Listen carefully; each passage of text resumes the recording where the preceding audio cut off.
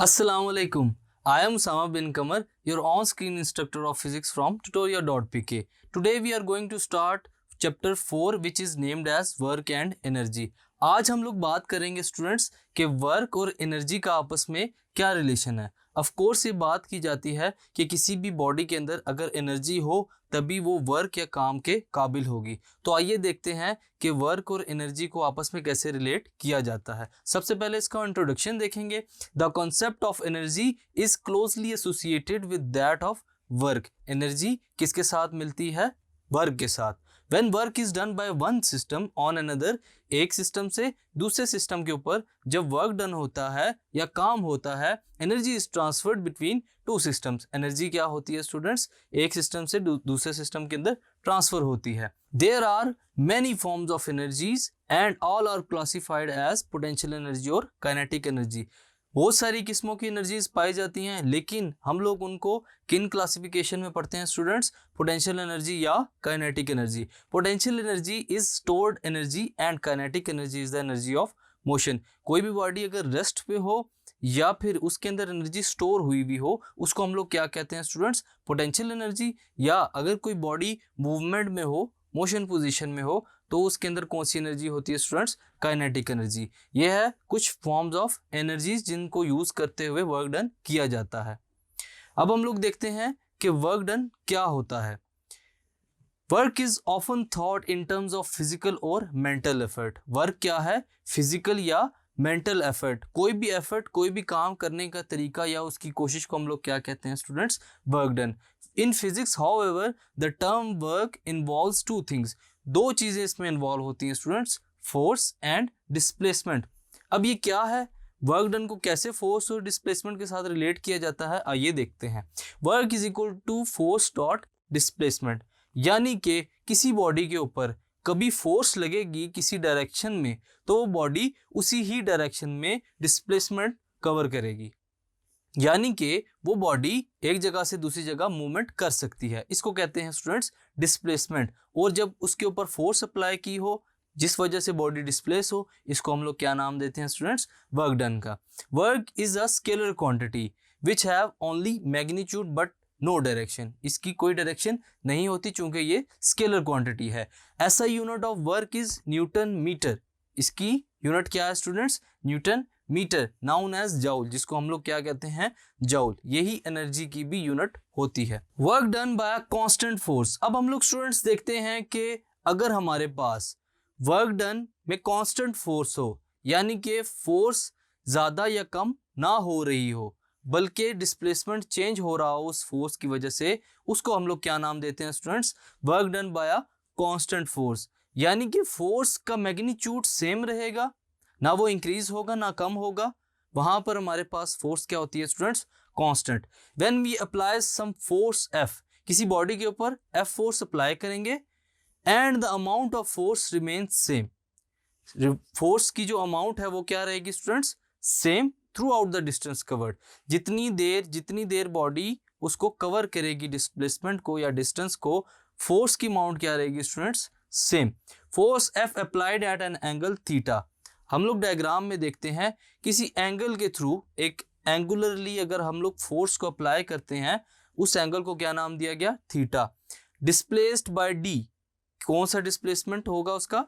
D. We have resolved F into its components.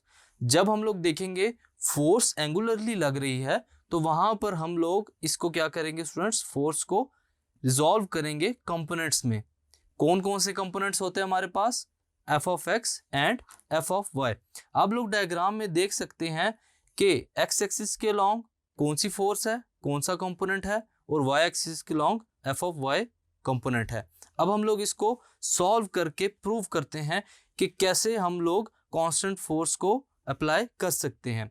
सबसे पहले हम लोग देखते हैं students work done. Work done हमारे पास क्या होता है? W is equal to F dot D. ये हमारे पास सिंपल वर्क डन की इक्वेशन आती है। अब इसके बाद हम लोग क्या करेंगे? जब हम लोग इसको कंपोनेंट्स में रिजॉल्व करेंगे तो हम लोग देखते हैं कि एक्स कंपोनेंट के अलोंग बॉडी क्या कर रही है? डिस्प्लेसमेंट। और जो फोर्स है वहां पर वो क्या है स्टूडेंट्स? कांस्टेंट यानी कि चेंज नहीं हो रही।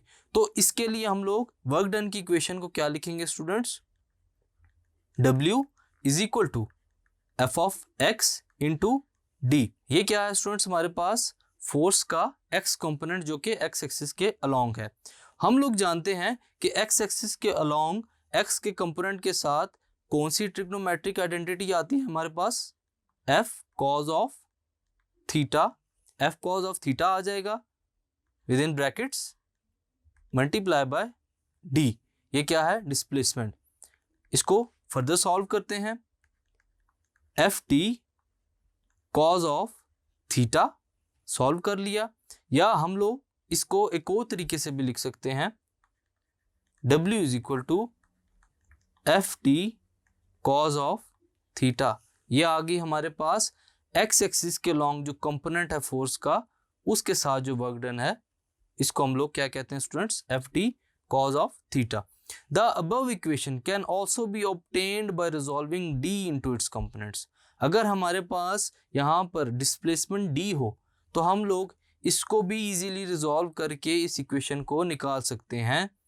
यानी कि हम लोग अगर F और थीटा इनको कांस्टेंट शो करते हैं तो D के थ्रू हम लोग इन कंपोनेंट्स को निकाल सकते हैं। D क्या है हमारे पास स्टूडेंट्स, डिस्प्लेसमेंट। यहाँ पर हमारे पास W की वैल्यू क्या है students, W is equal to F T cos of theta.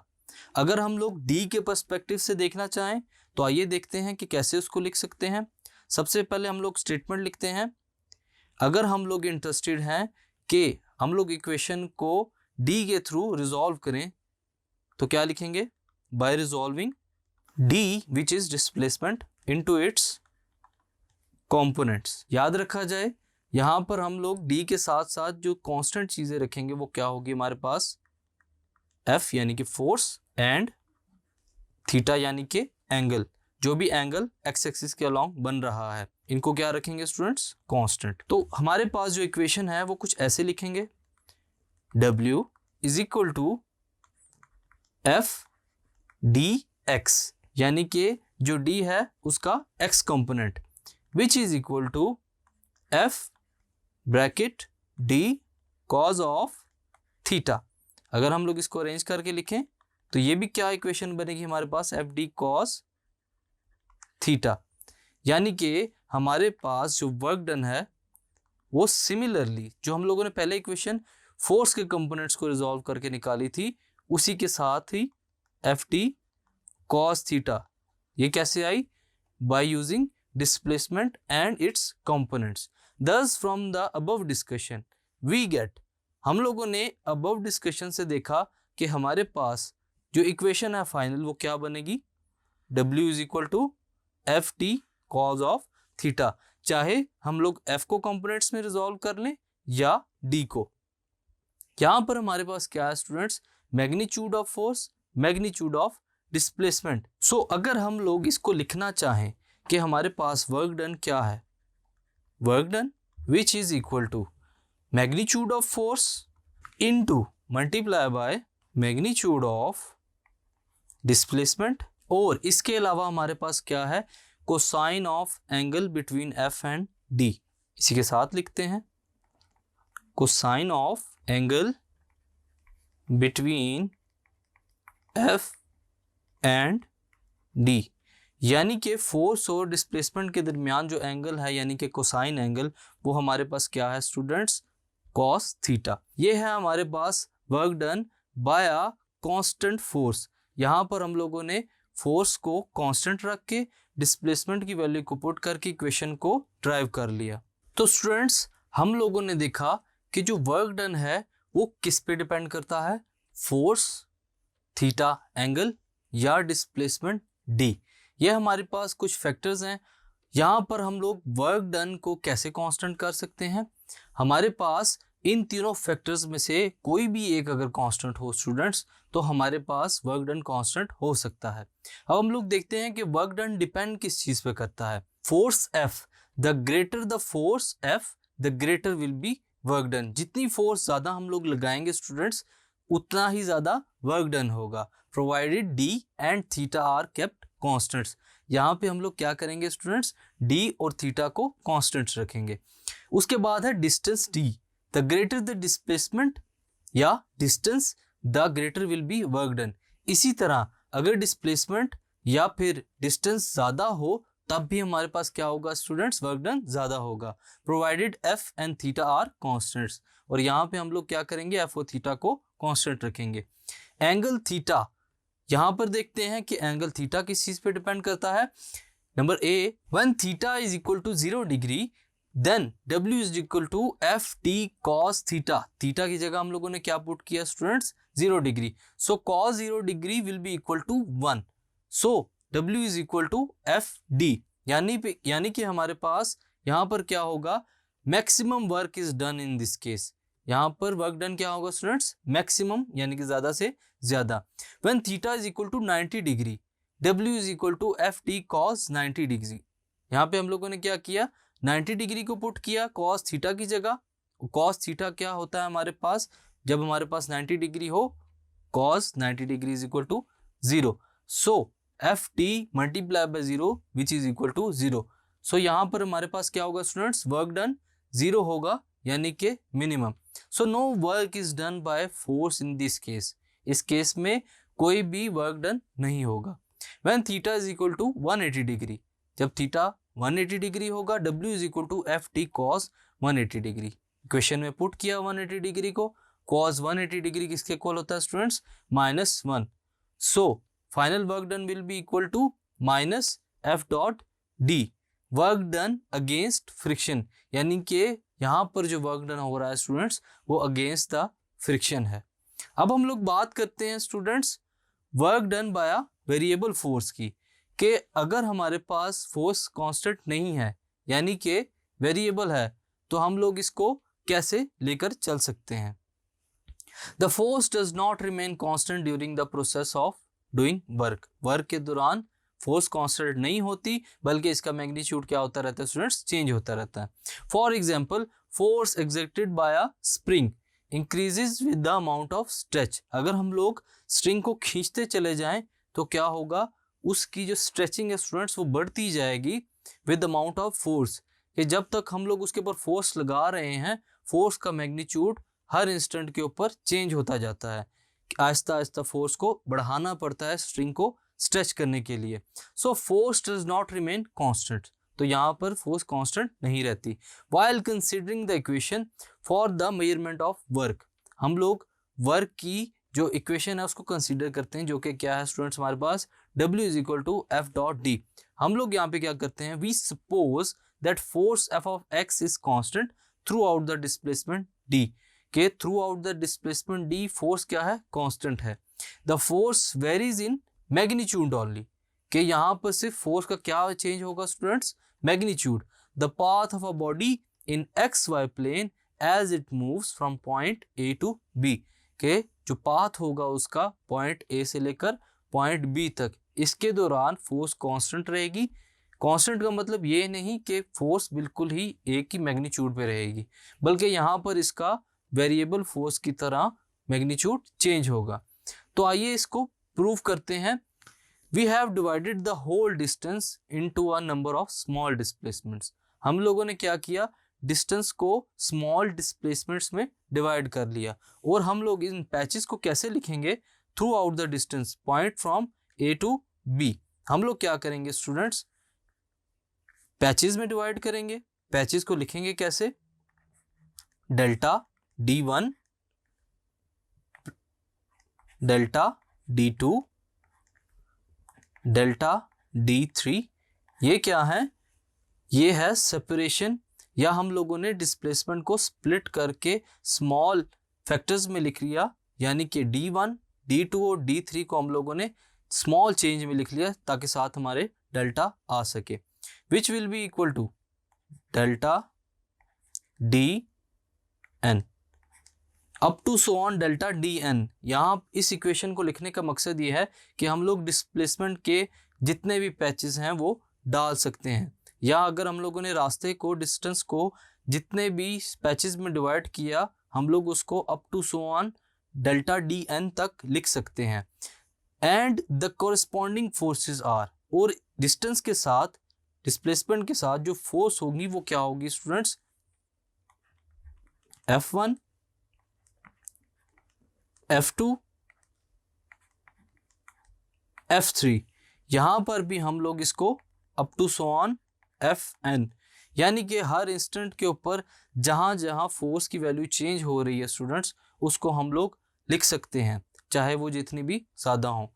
So total work done in this case, यहां पर जो टोटल वर्क डन होगा स्टूडेंट्स हमारे पास वो क्या होगा, W total, which is equal to delta W1 plus delta W2 plus delta W3 up to so on plus delta Wn।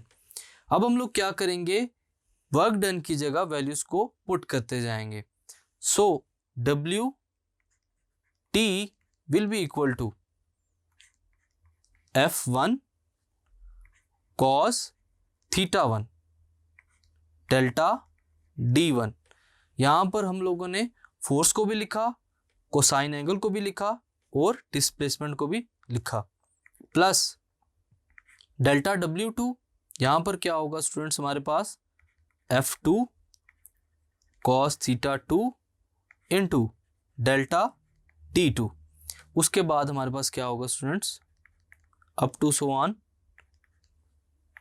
F of n cos θn into delta Dn। सो अगर हम लोग इसको इकट्ठा लिखना चाहें तो हम लोग कैसे लिखेंगे स्टूडेंट्स, लिमिट की फॉर्म में। W total will be equal to summation I starts from 1 to IN, यानी कि I की जो वैल्यूज हैं वो कहीं पर भी हों, चाहे वो फोर्स के साथ है, डिस्प्लेसमेंट के साथ है या एंगल के साथ है, वो वेरी करेंगी 1 से लेकर n तक। तो हम लोग फोर्स के साथ बजाय कि 1 2 3 लिखने के हम लोग क्या लिख देते हैं स्टूडेंट्स, Fi cos थीटा के साथ भी 1 2 लिखने के बजाय हम लोग लिख देते हैं I, कि I की कोई भी वैल्यू हो सकती है, और delta Di। Thus the work done by a variable force in moving a particle between 2 points is equal to the area under the F cos theta. अब अगर हम लोग देखें इस डायग्राम को कि हमारे पास जो टोटल वर्क डन है वो इस ग्राफ के अंडर का जितना भी एरिया आता है स्टूडेंट्स वो किसके इक्वल है, इस कलर्ड ग्राफ एरिया के। In given diagram the total work done by the variable force is the area under the graph. Area under the graph जो है हमारे पास वो क्या दे रहा है स्टूडेंट्स, टोटल वर्क डन। तो हम लोग उसको लिख सकते हैं students Wt which is equal to limit delta T approaches to 0, limit कहां तक अप्रोच करेगी, delta T is equal to 0। आगे हम लोग लिखेंगे summation I starts from 1 to n Fi cos θi into delta Di। तो ये है हमारे पास students work done.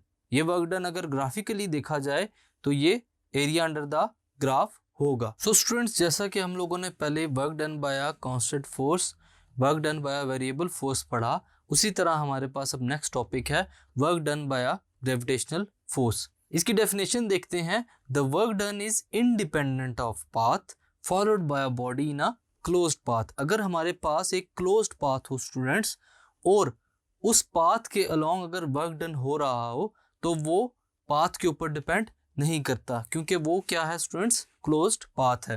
The gravitational force per unit mass on a body, gravitational जो फोर्स अप्लाई होती है स्टूडेंट्स जो अर्थ की तरफ से होती है वो किसी भी ऑब्जेक्ट या किसी भी बॉडी के हर यूनिट के ऊपर, यानी कि जो हर पॉइंट है उसका मास का, वहां पर जो फोर्स अप्लाई हो रही होती है स्टूडेंट्स, इसको क्या कहा जाता है, ग्रेविटेशनल फील्ड स्ट्रेंथ। वो इसकी ऐसा यूनिट है हमारे पास न्यूटन पर kilogram. Let us consider a closed path. हम लोग एक क्लोज्ड पाथ लेते हैं जिसको नाम दिया गया ABC एंड A, यानी कि ये हमारे पास एक ट्रायंगल बन जाती है किसके अंदर, ग्रेविटेशनल फील्ड के अंदर। A body of mass m and weight W is carried along the closed path. उस क्लोज्ड पाथ के अलोंग क्या किया जा रहा है स्टूडेंट्स, वर्क डन किया जा रहा है, यानी कि एक बॉडी को क्लोज्ड पाथ के अलोंग एक पॉइंट से दूसरे पॉइंट तक ले जाया जा रहा है। The path from A to B, यानी कि ए से लेकर बी तक, फिर बी से सी तक, फिर सी से ए तक। A body of mass m and weight w, उस बॉडी का मास क्या है m और वेट क्या है w, is carried along the close path from A to B. A से लेकर बी तक हम लोग इसको लेकर जाएंगे, and then from B to C, और फिर बी से लेकर सी तक। The angle between w and d, angle जो w है और d है उसके दरमियान क्या होगा स्टूडेंट्स, वो 90 degree. And the angle between B C and w is 180 degree. B C जो नीचे वाली लाइन है हॉरिजॉन्टल लाइन, और w वेट जो है वो जो डाउनवर्ड है उसके दरमियान जो एंगल होगा 180 डिग्री। पिछले के दरमियान में कौन सा एंगल था स्टूडेंट्स, 90 डिग्री, और बी सी और w के दरमियान कौन सा angle, 180 degree. The angle between B C and A C is theta. जैसे कि हमारे पास एक हॉरिजॉन्टल यानी कि परपेंडिकुलर लाइन और हाइपोटेन्यूज, उन दोनों के दरमियान जो एंगल स्टूडेंट्स वो क्या है, theta. Now we have to calculate the total work done. हम लोगों ने क्या करना है, टोटल वर्क डन को कैलकुलेट करना है।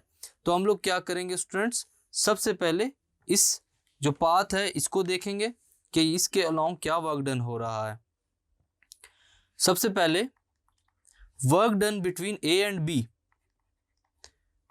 Work between A and B. ये जो ए और बी है हमारे पास स्टूडेंट्स, ए और बी एक्स एक्सिस के अलोंग, यानी कि जिसको हम लोग ट्रायंगल की बेस भी कह सकते हैं, इसके अलोंग जो वर्क डन होगा वो क्या होगा students, delta W A to B, A से लेकर बी तक, which is equal to W dot D one, which is equal to W D one cos 90 degree. चूंकि हमारे पास यहाँ पर वेट और डिस्प्लेसमेंट के दरमियान जो एंगल है स्टूडेंट्स वो 90 डिग्री का है, so delta W A to B will be equal to 0। क्यों 0 हुआ, क्योंकि cos 90 हमारे पास क्या होता है स्टूडेंट्स 0, और डब्ल्यू डी वन से 0 से मल्टीप्लाई होकर क्या हो जाएगा students 0। Second one is work done between point B and point C. अब यहां वर्क डन क्या होगा students, delta W from point B to C, which is equal to W D to cos 180 degree, which is equal to, अब यहाँ पर हमारे पास wait और displacement के दरमियान जो एंगल बन रहा है स्टूडेंट्स वो क्या है 180 डिग्री। सो cos 180 डिग्री हमारे पास क्या होगा students, W D two into -1। cos 180 degree हमारे पास क्या होता है स्टूडेंट्स -1। सो हम लोग लिख सकते हैं delta W B approaches to C, which is equal to -W D two. यहाँ पर हमारे पास क्या हो गया, वर्क डन नेगेटिव।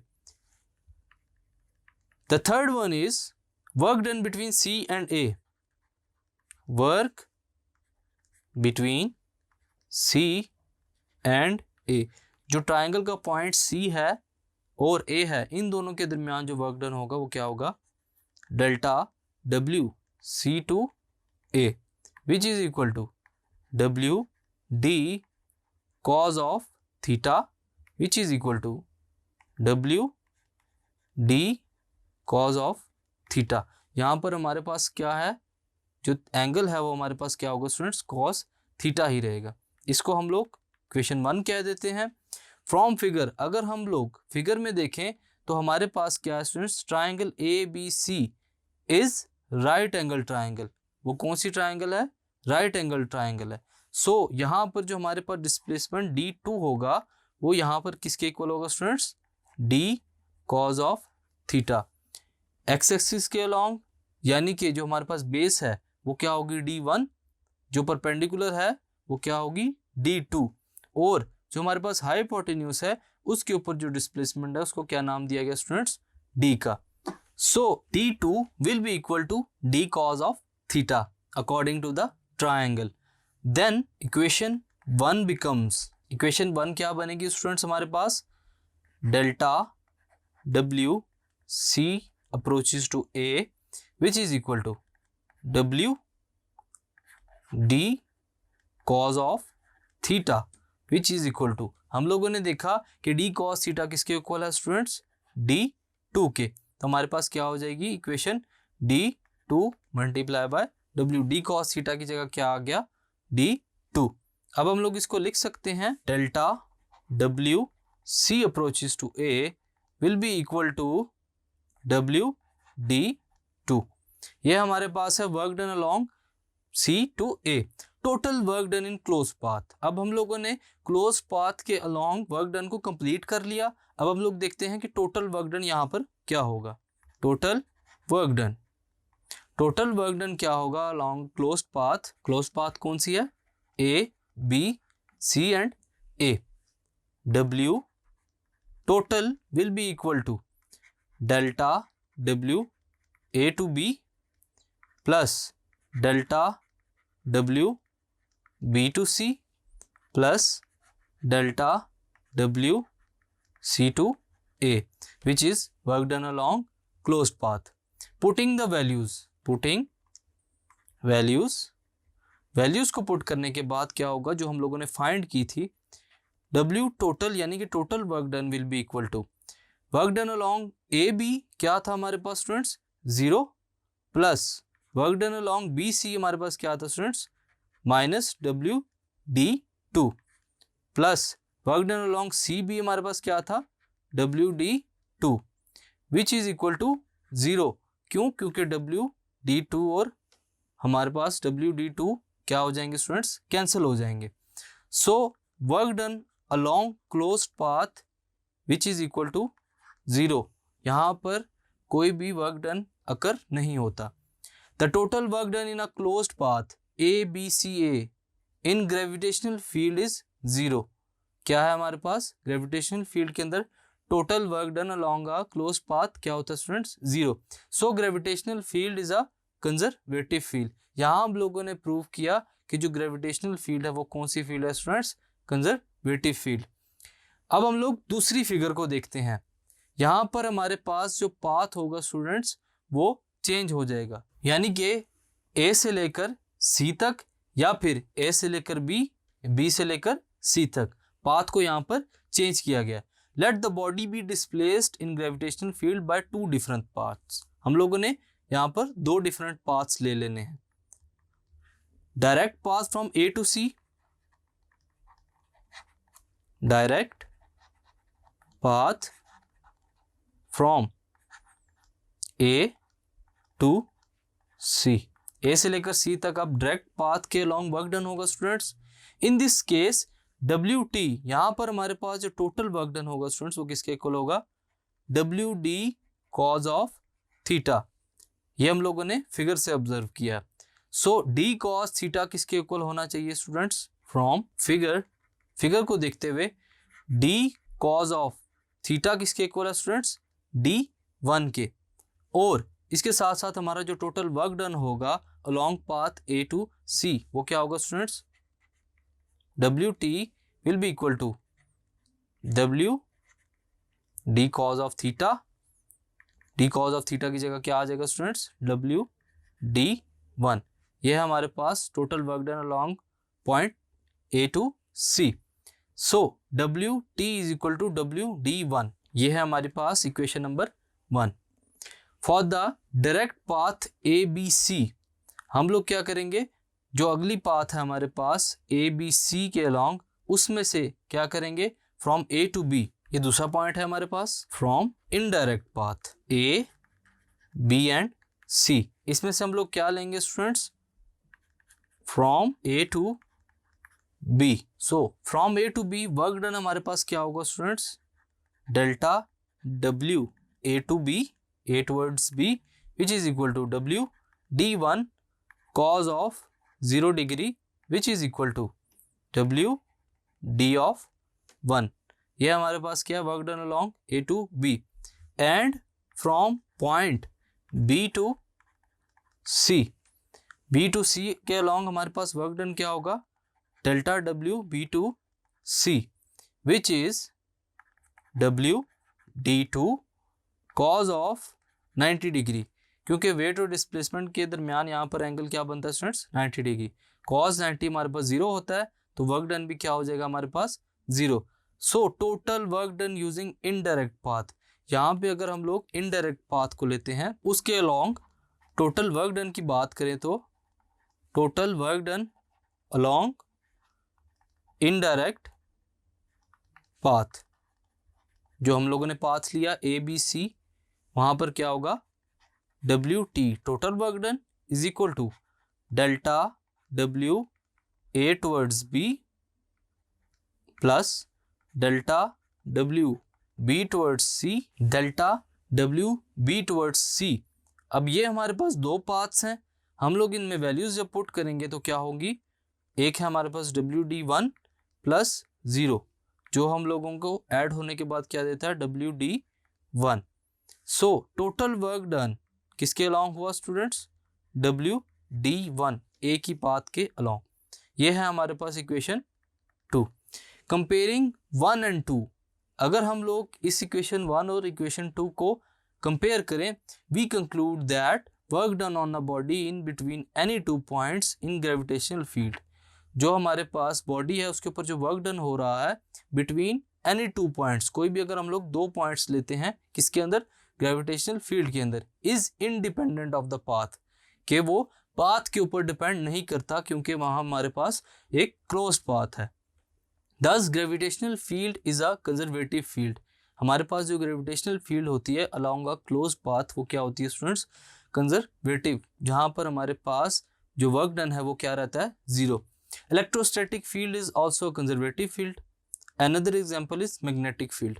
इलेक्ट्रोस्टैटिक और मैग्नेटिक फील्ड्स भी क्या होती हैं स्टूडेंट्स कंजर्वेटिव। यह है हमारे पास work done by gravitational force की डेरिवेशन जिसमें हम लोगों ने इसको प्रूव किया। Thank you.